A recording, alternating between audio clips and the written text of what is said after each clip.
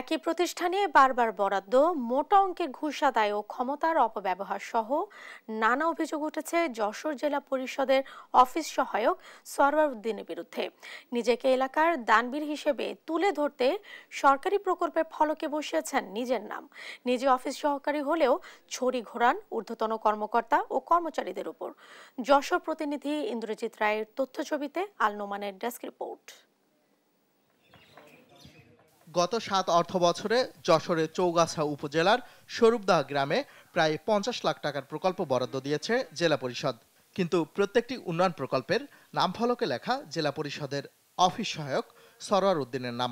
একই প্রতিষ্ঠানে পরপর ২ অর্থবছরে প্রকল্প বরাদ্দ দেওয়ার নিয়ম না থাকলেও স্বরূপদহ গ্রামের একাধিক প্রতিষ্ঠানের বেলায় ঘটেছে এই ঘটনা।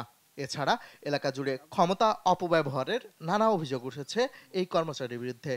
ওই দেখেন আমাকে বাড়ির মুখ দেখেছে কমনি নিয়ে গিয়েছে, এই অমনি দিয়েছে ওরা, বাস আমার ওনাকে ওখানে একটু ডাকবো, সারা মুখে পড়াইয়েছে, ওরা পড়িয়েছে, ওরা বাস তোমার কথা শুনবো না, তোমার কথা শুনবো না। সে আমাকে কি ভাব, শুনবে না, শুনলেই না সিদ্ধে সেই সঙ্গে দিলে।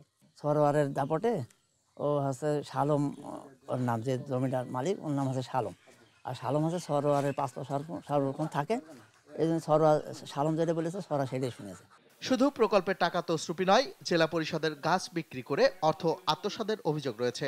এছাড়া বরাদ্দের টাকায় কাজ না করে শিক্ষকদের ঈদ বোনাস সহ পিকনিকের ব্যবস্থা করেন সরওয়ার উদ্দিন।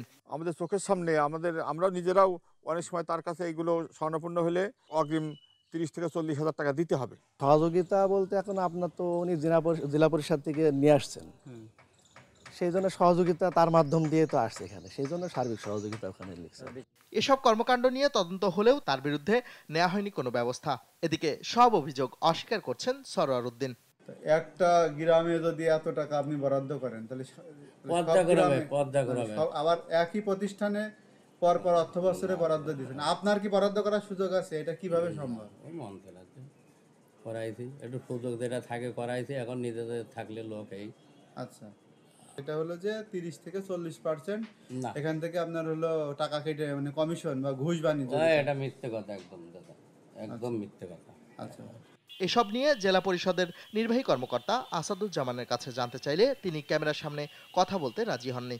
আর সহকারী প্রকৌশলী বলছেন এ ব্যাপারে কিছুই জানেন না তিনি। এটা তো আমরা জানি না, আমাদের জানা মতে আমাদের যে নামফলক আছে তার স্যাম্পল আমাদের কাছে এখনো আছে। আমাদের এখানে অনেক নামফলক আছে যেগুলোর আমি আপনাকে দেখাইতে পারবো, যে তাতে সরওয়ার উদ্দিন বলে কারো নামফলক দেওয়া হয়েছে বলে আমার জানা নাই। আর নিউজ ডেস্ক, দেশ টিভি।